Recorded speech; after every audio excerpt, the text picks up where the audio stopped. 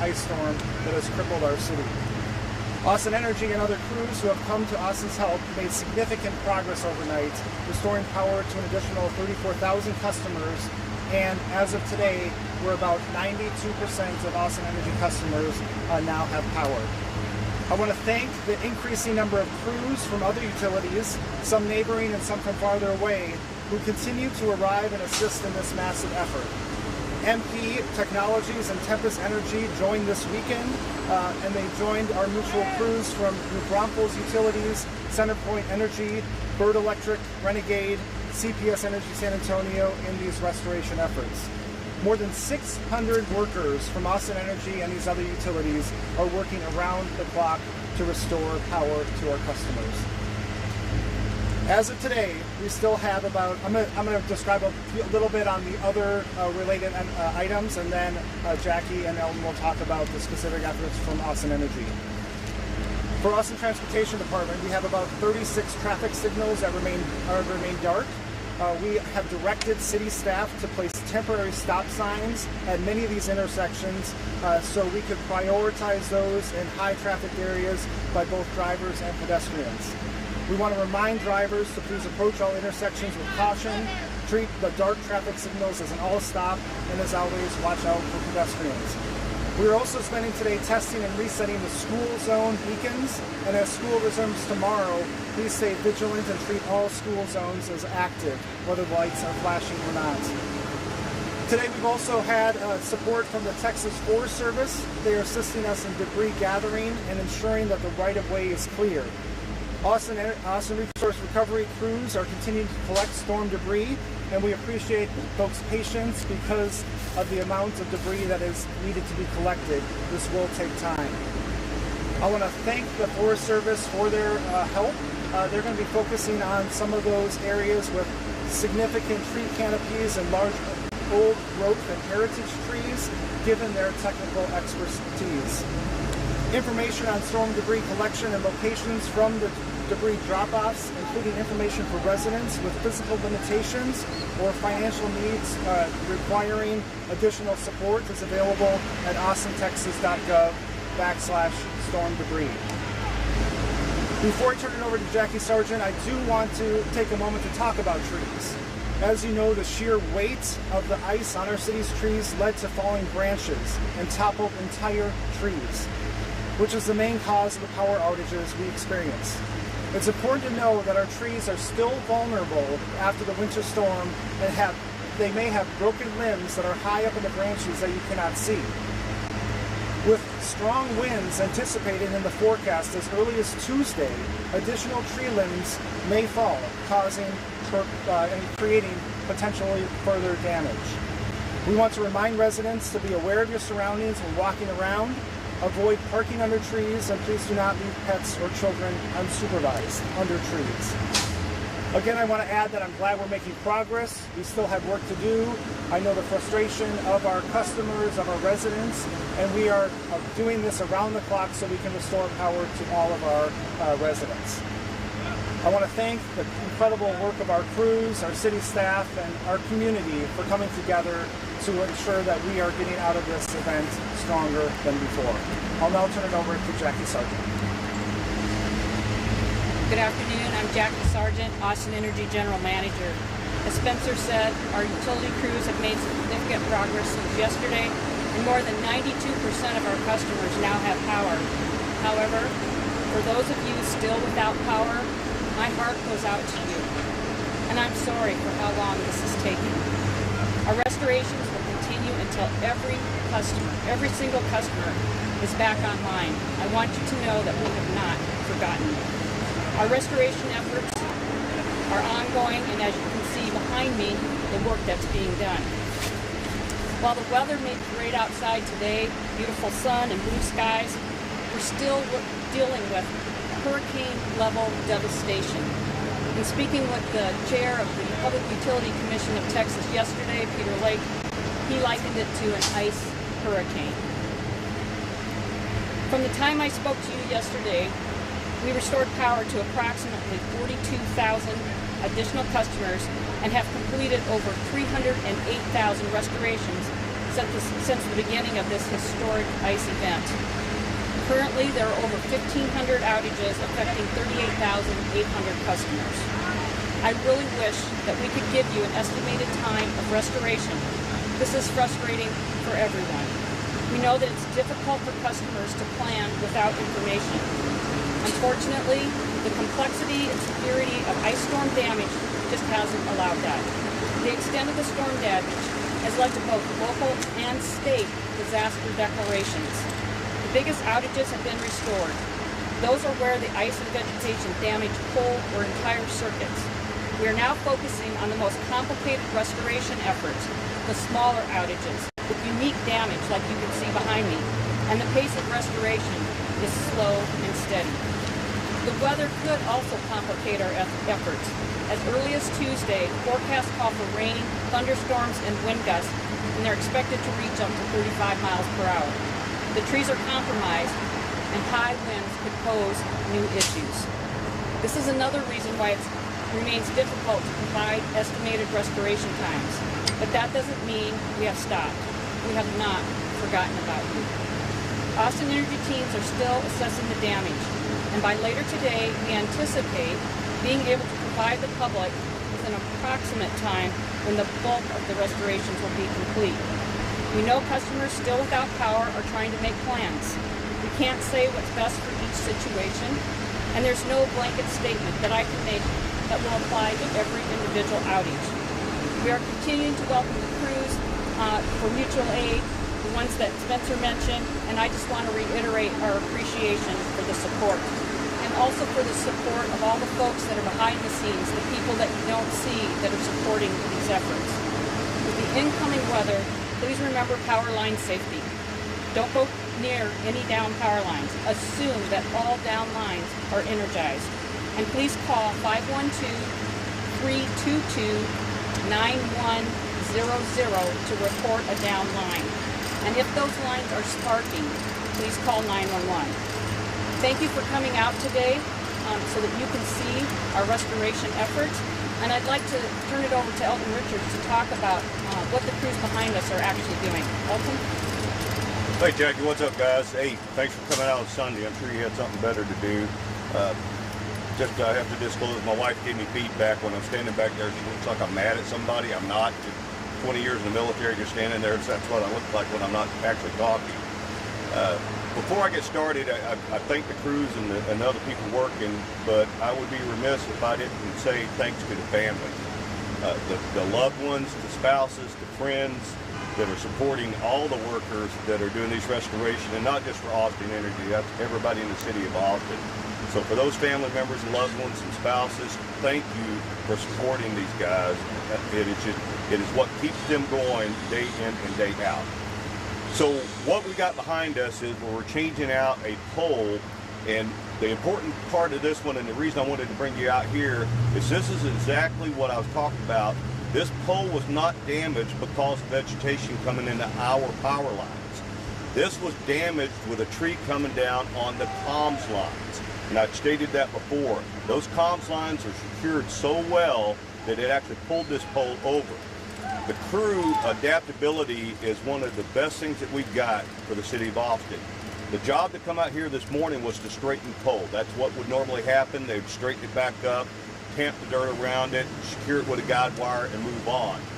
But as Jackie stated a couple of times, talking about the complexity, when they got out here, what they found at the base of the pole was it was cracked and snapped. So the integrity of it would not have been safe to leave. So they readjusted, got another crew out here, and they'll be out here all day just to replace this pole and transfer all of our equipment on it. So that's what we talk about when we say, if you'd have asked me this morning, I said they've been out here 2 hours. They're just going to go straight to the pole, set a guide wire in, 5 guys, and they're going to roll out. They get here, they see what they got, it turns into an all-day job, and we have to add another crew on. I went out this morning with Stuart Riley, the interim COO, to a job site up in Bees Cave, and that's Ford. These guys on the news the other day. He hates being interviewed, but he's a good guy. His crew out there had, I've talked about before about that power strip's now energized. Now we're trying to get the extension cords that are plugged into it done. Well, he was on one of those extension cords. There was only 30 people, or 50 people on this line that fed into the valley, but it took them 4 hours because there was blown fuses, a cracked cross arm, and a transformer down. So that's what they're dealing with out there on this. As Jackie stated, when I left out last night at about 2200 at the command center, the challenge was today with the work that we're doing, we owe it to the customers of Austin Energy to come up with an estimated time of restoration. So that's what we're trying to do today. And what we're going to do is we're taking the that we're assigning with those extension cords, so to speak, and then we're going to take the average of those with what we've got left, and we should come up with something because they're all about the same. As I stated before earlier, this was it was a non-discriminatory storm. It hit everywhere in the city, and everywhere got hit just as hard. So the guys are pounding the ground, and as I always say, they're working just as hard as these guys are back here, working safely, and they're working for the customers of Austin Energy. As Jackie stated, you look out here and you say, my God, what a beautiful day. We ought to be able to get a lot done. The damage is already done. The sunlight's not hurting us. It's already out there broke. So it didn't matter whether it's raining today or it's sunshiny today. The work is the same. So the guys will continue 24/7, and we'll continue till the last person cut the light switch on. Now, we mentioned it before, and I want to mention it again because it's extremely important. When Jackie showed that picture, and that is up on our website, about what the homeowner's responsibility is, if you see any of that at your house, secure an electrician and get your part done. That way, when we come out, we can restore you. Because if not, we're going to have to make it safe, leave a door hanger, and then we're going to drive off. So please be proactive for yourself. Get the qualified electrician in, get your repairs done if possible, and then we'll restore you. So appreciate you guys as always, and y'all have a good day. Before Tuesday, when the storm starts to blow in, are y'all doing anything cautionary, or is this just going to be reactionary? If this storm, if we were in blue sky days now with zero outages, we would do enhanced staffing, we would do a executive call, and we would prep the incident command. Man, we're full-blown war right now. Okay, if it comes in, we got everybody we got on the street. We're on rotating 12-hour shifts with everybody, so we're ready. We just want you guys to know that it could potentially add to what we've got. And not only just with the storm for the electrical side, guys, on Wednesday morning and Thursday when I was out, I was having to make sure my guys, we always wear hard hats, but even outside of the work zone, because those limbs were falling. Ice was coming off of the wire. Now we don't have to worry about that anymore, but as Spencer brought up, those trees lack integrity right now. So if it rains, please avoid them. Make sure you watch yourself. I'll give a kind of a funny story. The crew goes out, the homeowner comes out. He says, hey, meet me under the carport and we'll talk about it. And they said, no, we're good right here. Well, the lady got hit in the head with a piece of ice, and she goes, we'll be under the carport. So be aware of your surroundings because the trees are fragile right now. So take care of yourself and your family, please. We've heard the word historic when it comes to describing this event. With that being said, why haven't FEMA, the National Guard, or Army Corps getting called out or mobilized? Well, think of it as a classroom, ma'am. There's only so many people that can fit in there. Our number one concern is the safety of people. This could be energized if somebody wasn't paying attention. So we've got a control center that's a 24-hour operation that sees a whole grid of Austin Energy. Anybody that we bring in that does not belong to Austin Energy, we put a feeder spot on with them, or what we call a bird dog. And what they do is they secure the safety of that crew. They hold all the outages for that individual. So I've got a guy that worked for me for 30 years, and he's never seen us bring in mutual aid like this. As I said in the other press conference, even during Storm Uri, all we brought in was vegetation management. So this is a learning curve for us, and we thought we were maxed out at about 200. We sat down, we put our brains together, we said, how can we think outside the box to get more people to provide that oversight? And now we're up to over 450. So I would say as far as bodies on the system, our capacity to safely control them and provide oversight, we're there. So we'll get it. We'll knock it out of the park. Give us a couple of days and we'll get there. Today should be a good day. Yesterday was a great day, and I think we'll see a couple more. You know that the outage lab is showing about 30,000 customers still without power. What's the guarantee of accuracy that how many years that outage was accurate? Well, there's no 1,000% accurate, and I wouldn't even bet money on 100% accurate because it's all about a system. Jackie gave a good answer yesterday, but I'll try to break it down in Elton's terms because I'm not as smart as she is. When she talked about a nested outage, let's say all of you guys have an outage and it's under circuit 1, 2, 3, 4. Okay? All of you show up under there, but what happens is when we restore circuit 1, 2, 3, 4, the system recognizes it as clearing all those outages. And then when it starts pinging the meters, when we started talking about the smart meters, that's when we start identifying the individual outages. So that's how you could have an outage that the system doesn't know about it because it hasn't pinged you yet, and it cleared it because it thinks that it's done. And that is one of the things that Jackie talked about. We're going to try to get improvement on the intelligence of that system so it just doesn't automatically assume everybody under that outage is restored, but actually potentially pings each and every meter so it verifies that. I will say the outage map, I would say if I'm ballparking, and I'm not a statistics guy, I'd say it's 90-95% accurate.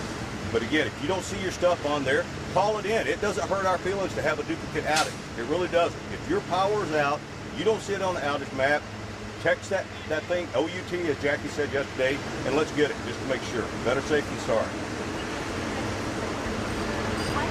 I'm sorry, ma'am, I can't hear you.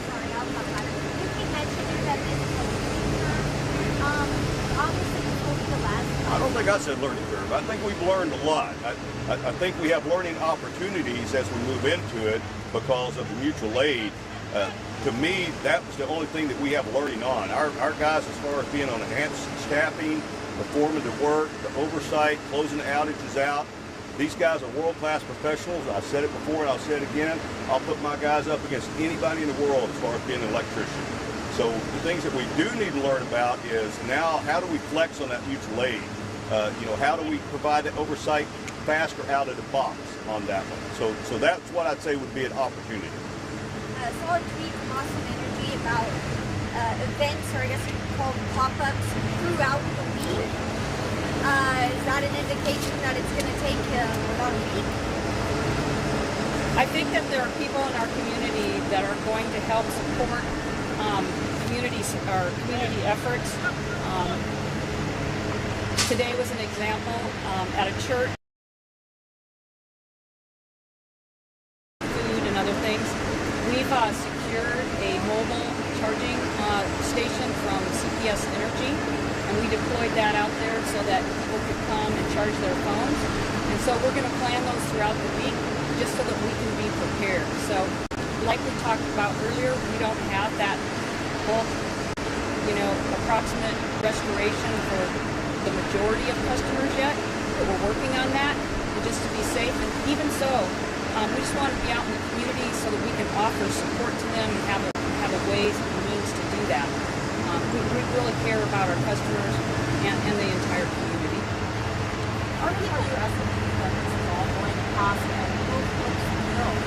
So that's why it's really important that the city and the county and now the state have made disaster declarations. So that means that there will be reimbursement opportunities, FEMA and other resources. So we are grateful for the governor in making that declaration, as are other utilities in the state, because bringing in all these crews and everything and setting up and providing for lodging and all the logistics that go around that, it is expensive, but we're going to get support. And that's why at the start of this event, even before it started, we set up incident command. And we have a structure and we have accounting systems, and everybody is using those accounting systems to record expenses and time and all of that so that we are able to submit those things for reimbursement. So thank you for that question. What about customers? I don't know if compensation would necessarily be the word, but are customers going to receive anything? So they wouldn't necessarily receive anything from the electric utility because this was a natural disaster and it was caused by the ice event that we had. But maybe Spencer can speak to what other things the community, our citizens, can expect to receive as a result of these disaster declarations. Thank you. We'll continue to explore all possible options, just as we did with Winter Storm Uri, about waiving specific fees or providing some additional assistance. But that will come over the course of time as we do the assessment of both how much this costs and how much we can provide to our citizens.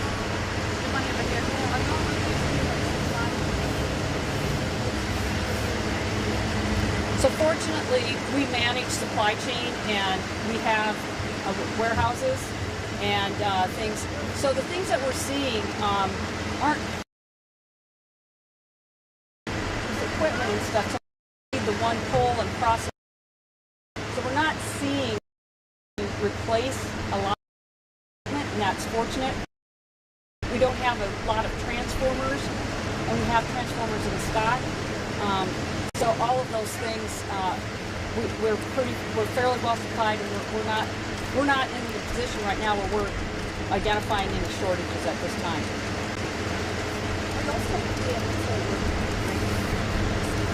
Yes, ma'am. Any other questions? Again, we appreciate everyone's patience, and I know that there are frustrations of those that still do not have power, but we are doing everything we can. These crews are working around the clock. We really thank the expertise and keeping them safe. So again, really know that we are doing everything we can to get through this very challenging time for our city. Thank you all very much.